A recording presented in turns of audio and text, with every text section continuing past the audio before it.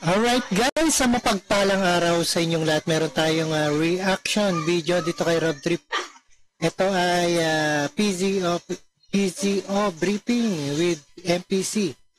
Alright, panoorin po natin guys, another part ado dito sa Malacanang Palace. Alright, and let's get it on.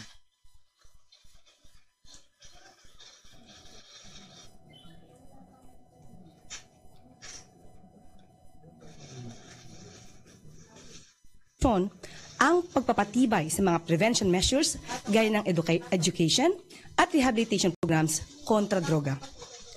At nagbunga nga ang magandang resulta na nagtala ng pagbaba ng drug abuse sa bansa mula 1.7 or rather 1.67 million noong 2019 to 1.47 million noong 2023, base sa 2023 National Survey on Drug Abuse in the Philippines. Sa kabilang banda, the Philippines reaffirmed that the arrest of former President complied with the Philippines' commitment to the Interpol. Our commitment received support from various civic and civil society organizations. Let me quote some of those statements. Former Senator Lila de Lima said, "Duterte is being made to answer, not me, but to the victims, to their families, to a world that refuses to forget. This is not about vengeance. This is about justice finally taking its course." The Free Legal Assistance Group said it welcomes the issuance by the ICC of the warrant of arrest against Mr. Rodrigo Roa Duterte and the action taken by the Philippine authorities to enforce the warrant against Mr. Duterte. It is a significant step towards ensuring accountability for the extrajudicial killings committed during his administration in pursuit of the so-called war on drugs.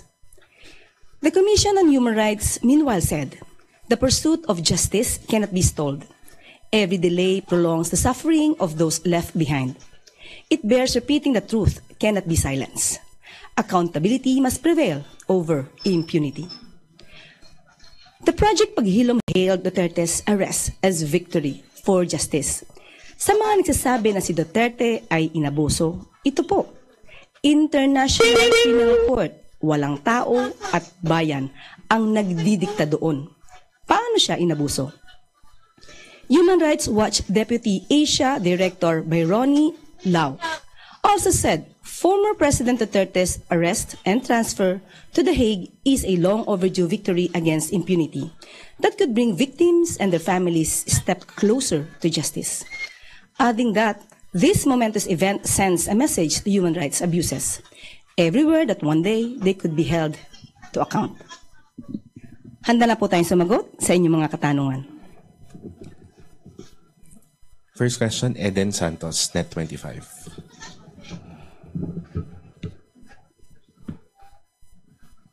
Yusek, good morning po. Tamang-tama siguro sa number one question yung tanong ko dahil kumusta na po ngayon kung meron kayong tuloy-tuloy na monitoring kay dating Pangulong Rodrigo Duterte, nasa na po siya at ano na po yung kanyang lagay?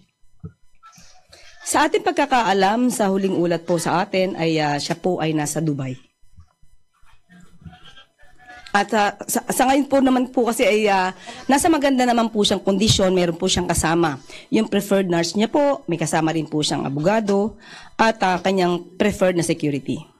Kasi po sa post po ng kanyang daughter na si Kitty Duterte, parang 8 hours daw pong biyahe, isang sandwich lang yung kanilang kinain.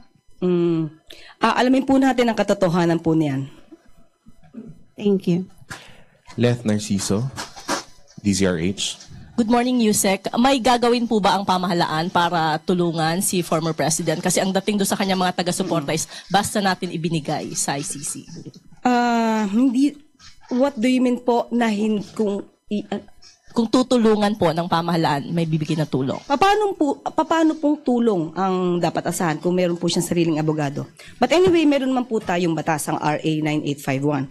Kung saan sinasabi po, no, kahit po ang dating Pangulong Duterte ay masasabi pong dapat na usigin or kailangan magkaroon ng hearing sa ICC, hindi naman din po papabayaan ng ating gobyerno, lalong-lalo na po kung ito ay tungkol sa kanyang karapatan.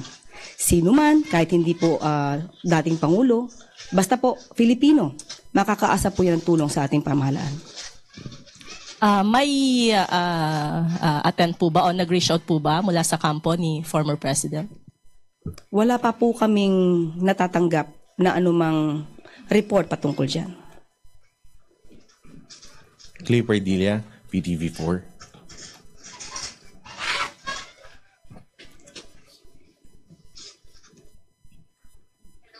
Good morning po, Yusek. Yusek, what are the possible penalties and prison terms former President Duterte could face if convicted of the ICC's crime against humanity of murder? Thank you po. Yes, based on the law, the penalty could reach up to 30 years imprisonment.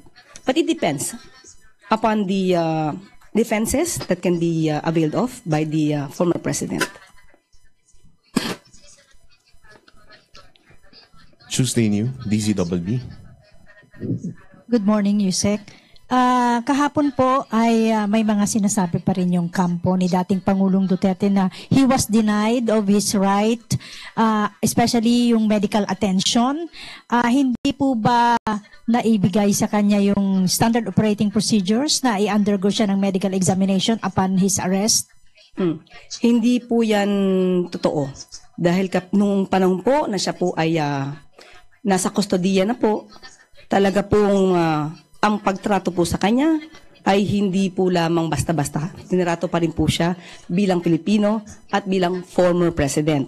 Kompleto po ang kasamahan po doon, may mga doktor po, may mga nurse, nandun din po ang kanyang mga abogado. So wala pong katotohanan na hindi po nabigyan siya ng tamang atensyon, especially patungkol sa medical needs na kailangan po niya.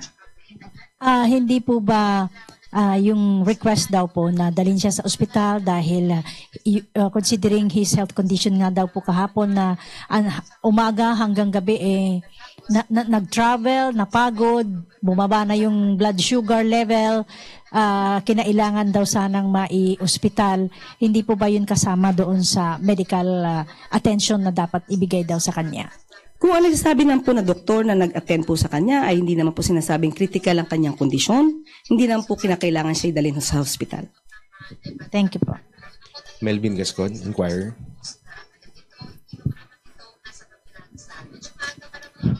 Good morning, ma'am. Morning. Ang tanong ko lang po, now that the Philippine government has technically waived its right to prosecute former President Duterte, at na-turn over na po siya sa ICC. Would this be an admission somehow na parang dito po sa bansa hindi po niya or hindi po makakamit ng mga biktima ng war on drugs ang hustisya na kanila pong hinahanap? There's no waiver yet of the right of the state to still run after him if there are other complainants in the country. It just so happened that there is already pending case before the ICC, and we are just complying and enforcing RA 9851, especially Section 17, wherein that the stating therein that instead the authorities may surrender or extradite suspected or accused persons in the Philippines to the appropriate international court, if any, or to any other state pursuant to the applicable extradition laws and treaties. So we have not yet waived the rights of the alleged victims here in the Philippines. They can still file cases. Just follow up, ma'am. Paano po namin, ano pong i-expect namin na magiging policy po ng government sa pakikipagtulungan sa ICC pag meron pong mga upcoming requests, halimbawa, ganito rin po ba na it will be through the Interpol? Or... Opo, dahil hindi po tayo miyembro ng ICC, pakikipagtulungan lang po tayo sa Interpol at ganun pa rin po siguro ang senaryo, pero depende pa rin po sa magiging sitwasyon.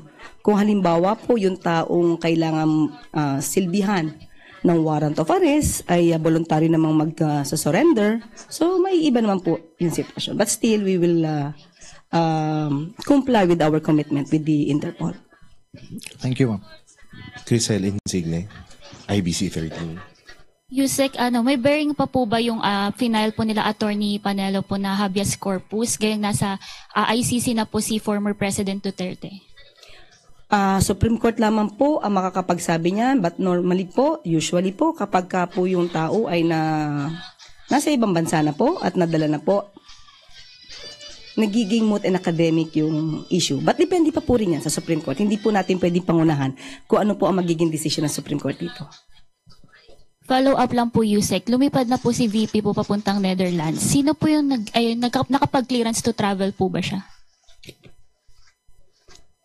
Hindi po namin alam kung nakapag-clearance siya. Madalas naman po yata siyang umalis ng walang clearance. Hindi ko po, I'm sorry for that. Hindi po wala po tayong information on that. Thank you po. Alvin Baltazar, Radyo Pilipinas. Yusek, magandang umaga po. Yusek, nabanggit nyo kanina yung support doon sa naging desisyon ng gobyerno natin na i-turn over sa through Interpol sa ICC si Pangulong Duterte. Ang nabanggit nyo kanina, group of lawyers, pagkatapos yung mga victims. Pero how do you assess the public's assessment doon sa naging hakbang ng ating pamahalaan? Ano po ba yung naging public sentiments? Ano po? Ano po yung, sabi niyo po yung may sentimiento ng publiko. Ano po ba yung sinasabi niyong sentimiento? Yung assessment po natin. Ang assessment natin. Assessment po na okay. alas tungkol. Kung anong sentimiento ng tao? In general. In general. Do we gain support doon sa naging Asya? Kung pag-uusapan po natin ay pagbibigay ng hustisya at pagko-comply sa tamang batas, mas maiintindihan po ng taong bayan kung naging tama po ba yung naging hakbang ng administrasyon. So ang mas maganda lamang po dito ay malaman nila kung paano ba ito nagsimula. Bakit nagkaroon ng warrant of arrest? Bakit kailangan makipag-ugnayan sa Interpol? Kapag po kasi ang nakikitang naratibo ay puro nakakaawa ang dating Pangulong Duterte, nandun na po tayo sa may bandang dulo eh. Dapat simulan natin bakit nga ba nagkaroon ng kaso sa ICC? Bakit nagkaroon ng warrant of arrest? Sino ba ang nagsampa ng kaso sa ICC? Kailan ba tumiwalag ang bansa sa ICC? Hindi pa po ba nung nagkapagsampa na ng kaso, ito mga biktima, di umanong biktima ng Pangulo? Dapat yun po sana ang masimulan sa taong bayan para maintindihan nila kung bakit kinakailangan po na mangyari ang ganito, bakit kinakailangan din po tayong mag-comply sa ating commitment to the Interpol. So, sa akin pong palagay, kapag ka po naintindihan nila ito lahat, magiging positibo naman po ang tanaw nila sa ginawa po ng administrasyon. Salamat po, Yusek. Richmond Quevedo, Daily Tribune.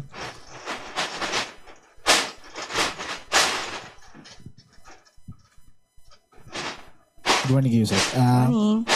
There are concerns po that the former president was not given his day in court before being extradited. There are questions po between the time frame of his arrest, then the turnover po, departing the Philippines going to The Hague. It is also a concern po. Is this normal po ba with the situation like what happened po yesterday? Okay, he was not extradited in the first place. He was surrendered. It would be different from to surrender and to extradite. So I just have to correct on that. Yes, po. It is regular. What we did, what the government did was regular. It is based on the law, based on our own law, RA 9851. If you will say that it is normal, I can say it is, but this is the first time that we did this. So if you did everything based on the law, I think there could be no question on that. Follow up lang po, ma'am. On the next possible warrants on the other named co-accused, as mentioned po as mentioned by Attorney Cristina Conti, will the Philippines push another coordination with Interpol? Just a clarification lang po na the same po ng movement as the events yesterday. Katulad po rin sinabi natin, as of now, wala po kami nare-receive na anumang information kung meron pa pong darating na warrant of arrest through the Interpol. Kung meron man po, ganun pa rin po ang magiging tugon namin. Kapag hiningi po ng Interpol ang tulong ng administrasyon, tutugon pa rin po tayo. Sabi nga rin po natin, magiging iba po siguro yung sitwasyon kung yung mga tao na maaaring maging subject of a warrant of arrest ay kusang magsusurrender. Hindi na po siguro kakailanganin yung naging drama po kahapon. Last na lang po, Yusek, from my end. Is the Philippines considering to rejoin the ICC? As of now po, we have not, there's no discussion on that. We will just cross the bridge when we get there. Wala pa po, as of now. Thank you, Yusek. Maricar Sargan, Brigada FM. Good morning, Yusek. Sa ambush interview po kagabi ni VP Sara, binanggit niya na yung pag-aresto kay dating Pangulong Rodrigo Duterte is parang state kidnapping daw po. Any reaction from the palace? State kidnapping. What does he mean by that? What does she mean by that? State kidnapping. Well, I guess I have to stick with the word kidnapping. Ano-ano po ba yung elements ng kidnapping? Ba? Pagkuha ng sapilitan ng walang otoridad. Yan yung pinakasimple. Yan yung pinakasimple para sa taong bayan. Una-una po, paano po magiging kidnapping kung may warrant of arrest? It was issued by an authority, by the court. Kapag ka po meron ng issuance ng anumang order from the court, we have to comply. Especially sa ating po nangyari ay through Interpol. Hindi po pwedeng kapag ka po nagsuserve ang sino mang otoridad, let's say sheriff, atin na lang po itong tatalikuran or ating sasaktan o ating susuntukin. Hindi po pwedeng ganun. Kung ano po ang nandiyan at legal po na masasabi nating order from the court, we should abide. No? We should abide by that. So wala po ako nakikitang kidnapping dahil hindi nga po ito sa pwersahan at lahat po ng elemento na dapat pong gamitin para maging masabing valid yung warrant of arrest at yung paghingi ng assistance ng Interpol ay nandiyan naman po. Kompleto po tayo ng papel. Christian Yesores, Radyo 630.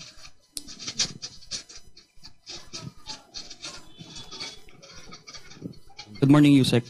Maybe ask lang po yung siguro reaction ng palasyo o ng Pangulo doon sa statement naman po ng kanyang kapatid na si Senator Amy Marcos na nadismaya po doon at naawa sa pag-aresto kay Duterte. Ang sabi po niya, hindi na raw tayo natuto at gulo lang ang idudulot nito. Wala rin anyang pakinabang sa mga naghihirap na Pilipino ang pag-aresto. It also even reminded her daw sa kanilang ama, the late President Marcos Sr. noong 1986. I guess she was referring when the late President was ousted. Ano pong sagot dito ng palasyo o ng Pangulo? Nung tinanong po natin ang Pangulo dyan ay hindi pa po niya napanood ito at hindi rin po niya panabasa. So as of the moment, wala pong reaksyon ang Pangulo patungkol dyan. Thank you po. Sam Medinilla, Business Mirror. Good morning po, ma'am. Morning. Yung regarding lang po dun sa follow-up dun sa question ni Sir Melvin kanina, yung hindi po ba makaka-apekto yung pag-transfer kay former President Duterte sa ICC dun sa mga pending illegal drugs cases dito sa Pilipinas? Sa aking palagay, hindi naman po. Kung maaga po niya na madidepensa ng kanyang sarili, dahil sabi naman po niya, wala naman siyang kasalanan. Wala siyang nilabag. So napakadali po kay dating Pangulong Duterte. Sa kanyang palagay, na malulusutan niya ang hearing sa ICC. So pagdating po niya, at kung siya man po ay successful sa kanyang pagdedepensa doon, maaari niya naman pong kaharapin ang kaso dito. Tapos on another matter, ma'am. Sa economic naman po ako. Last year po, recently po naglabas ng data yung BSP regarding the FDI flow sinks to 110 million lowest in 11 years. bumaba po yung foreign direct investments na nakuha ng Pilipinas last year. Umina. Despite dun sa mga initiatives ng government to attract foreign investors. Ngayon, ano po yung parang gagawin ng government to ensure na this year, medyo tumaas na po ulit yung FDIs natin? Sa ngayon po, aalamin po natin kung ano ba ang naging dahilan kung sinasabi pong may pagbaba ng mga foreign investments dito. Kasi paminsan-minsan po, yung ibang mga records po natin, nasasabi naman po ay tumaas ang investment sa Pilipinas. So, aalamin po natin yan at kung meron pong pagkukulang at gagawan po agad ng paraan ng mga business experts at ng ating mga head ng agencies para po matugunan kung ano man po ang magiging resulta o epekto po nito. Pero last question na po. Pero recently, hindi pa po ito na-discuss with President Marcos po, yung FDIs. Kung as of now po, wala po ako sa meeting ng patungkol dyan. Pero alam ko po, may mga meetings po ang Pangulo patungkol sa mga foreign investments at mga investments dito sa Pilipinas. Pero as of now po, kung meron po tayong records, ibibigay ko po agad sa inyo. Thank you po. Jinky Baticados, IBC. Hi, Yusek. Good morning. Good morning pa. Ma'am, following the arrest lang, para at least alam lang namin kung ano yung process. Pagdating niya po doon sa The Hague, ano po yung magiging proseso doon? Can you walk through us the process po? Sa aking pagkakaalam, dadali muna siya isang local court. At doon titignan, alamin kung tama ba yung proseso ng pag-arrest. At kapag ka po na-validate, na sinabi naman na tama ang pagkakadala sa kanya sa bansang kung saan siya dadalhin, idadali na po siya sa The Hague, sa ICC. Ma'am, kanina na-mention nyo lang po no, na 30 years po siya in case. Or life imprisonment. Depende po yan. Would this still be applicable to the former president since 80 years old na din siya? It depends upon the ICC. So, sa kanila po yun? Yes, opo. ICC will be the one that will give or render the decision. All right. Thank you, ma'am.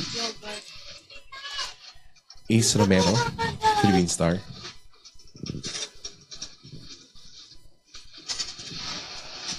Yusek, good morning. Kasi yung isa sa mga common arguments dun sa against dun sa pagsuko or yung pag-yield sa ICC ng mga suspect is if the local courts are working, then why would you let international court intervene with their cases? So, given what happened yesterday na sinuko nga ang dating Pangulo, how would you respond to that? Actually, natugunan na po yan eh. May response na po yan, kaya po nagtuloy-tuloy yung investigation. Kung natatandaan nyo po, nabigyan po sila ng 1 year to act on the alleged complaints. Pero wala po kasi naging aksyon para po sampahan agad ang dating Pangulong Duterte. Kaya po nagtuloy-tuloy po yung investigasyon ng prosecutor. So nasagot na po yan, kung yun po yung pag-uusapan natin. They were given due process. Sila po yung hindi tumugon. Sila po yung hindi nakipag-ugnayan. Natatandaan mo po natin, sinabi rin po ni Senator Bato na siya po ay nakakatanggap di umano ng notice. Pero hindi niya po tutugunan ito dahil hindi po siya sigurado at sa kanyang palagay po ay walang jurisdiction ang ICC. Kung may nagkulang man po at sinasabing hindi sila nabigyan ng due process, sila po mismo ang tumalikod sa kanilang karapatan na madinig ng prosecutor patungkol sa kanilang mga ebidensya. Say if I'm not mistaken, the argument refers to the courts or the judiciary system itself, no? Meaning kapag nagwo-work naman daw yung judicial system sa Pilipinas, then why would an international court intervene in a particular case? Can we say that the local courts are still working, our local courts? Of course. Still working. Pero sa pagkakataong ito, sa panahon ng dating Pangulong Duterte, hindi natin alam. Kaya nga nagkaroon ng hearing or nagkaroon ng pag-file ng complaint sa ICC.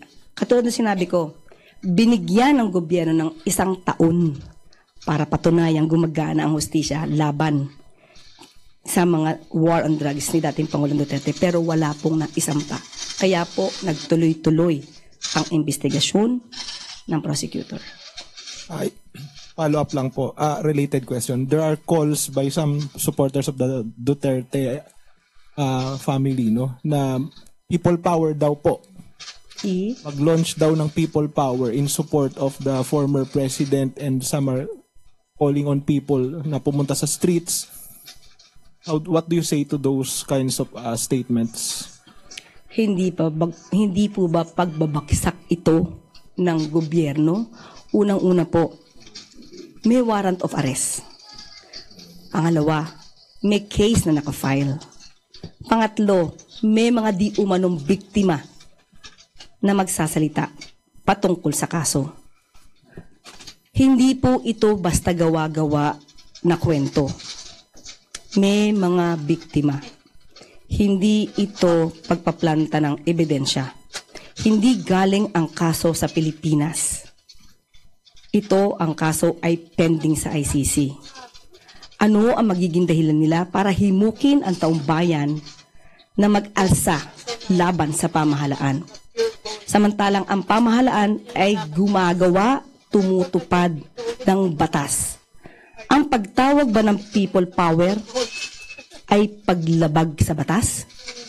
Dapat ang mga tao ngayon, ang mga kababayan natin, mag-isip, alamin, ano ba ang nangyayari? Ang kasong ito sa ICC ay hindi gawa-gawa ng pamahalaan. Gawa ito sa panahon ni dating Pangulong Duterte. Gawa ito ng war on drugs ni dating Pangulong Duterte. At aminado siya rito. Bakit isisisi ang pag-i-issue ng warrant of arrest, ang pagpapadala sa kanya sa ICC, kung siya mismo sinabi ni dating Pangulong Duterte, "Sue me. I will take all the legal responsibilities on this." Bakit tayo ngayon umiiyak? Samantalang pinapatupad lang naman natin kung ano ang nasa batas.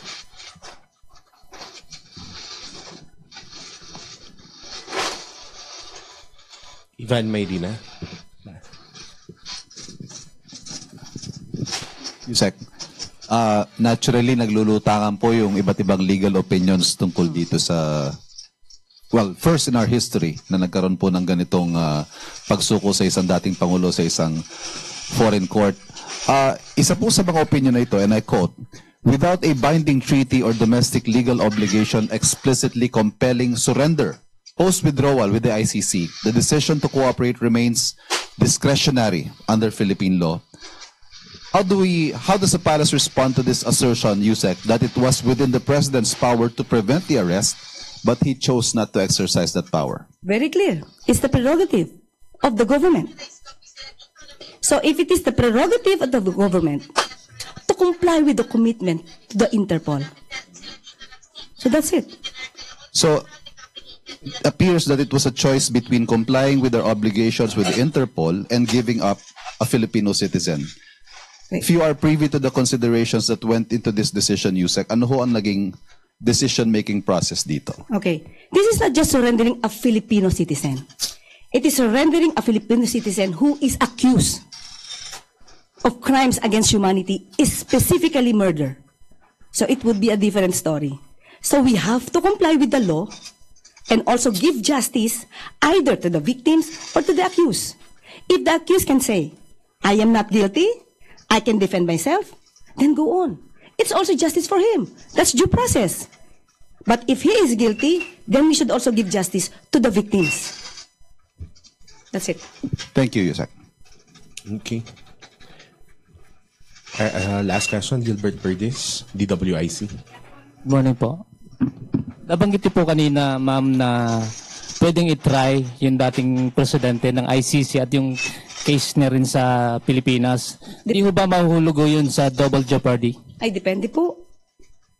Depende po. Ang double jeopardy po, ang kaso po dyan ay dapat na decision na po on the merits. Nakapag-arraign, may arraignment na, nakuha na po yung jurisdiction over the person, nakapag-trial, nakapagkaroon ng decision on the merits. Pero dapat po ang case ay not similar to the other courts na nagkaroon ng paghihiring. So if the courts or if the cases that will be heard before the Philippine courts are different from the cases being heard before the ICC, there would be no double jeopardy. Okay. Follow up lang din po doon sa question ni Ivan, yung pong war on drugs ng dating administration, di ba sa polisiya ng gobyerno po yun para maprotektahan ang taong bayan laban dito sa illegal na droga. Paano naman po yung human rights or karapatan ng mga naging biktima nitong mga sangkot sa illegal na droga na siyang naging parang pundasyon po nung polisiya na yun ng pamahalaan. Nakabuti naman po yung war on drugs sa karamihan ng ating mga kababayan. Dapat natin i-determine anong klaseng kabutihan. Are we talking, kasi you're talking about war on drugs in general. Everybody is against illegal drugs. Tanong natin, war on drugs kasama ang tukang, kasama ang pagpatay, walang due process, kasama yung sasabihan ng polis na, sige, sabihin mo sa kanyang lumaban para matapos na at mabawasan ang problema sa Pilipinas. Hindi siya dapat polisiya ng isang gobyerno in the first place. It's against the law. Killing is against the law. Wala nga tayong death penalty sa Pilipinas eh. Uunahan mo pa. Napatayin? Ang masama, wala pang hearing. So, hindi natin matatanggap na yung war on drugs na pinairal ni dating Pangulong Duterte ay tama. Kung may natulong sa iba, paano naman yung namatayan? Kung meron na biktima, itong mga drug users na to, then the victims can also file cases against these drug users. Pero hindi natin matatanggap na polisiya siya na dapat sundin ng isang gobyerno. Thank you, Yusek. At dito na po nagtatapos ang ating briefing. Maraming salamat, Malacanang Press Corps, at magandang tanghali para sa bagong Pilipinas. Alright guys, napanood at napakinggan po natin ang ating reaction video dito kay Rob 3, PSO Press Briefing MPC. Alright, maraming salamat sa panonood at pagkinig dito kay Rob 3 and peace out sa inyong lahat.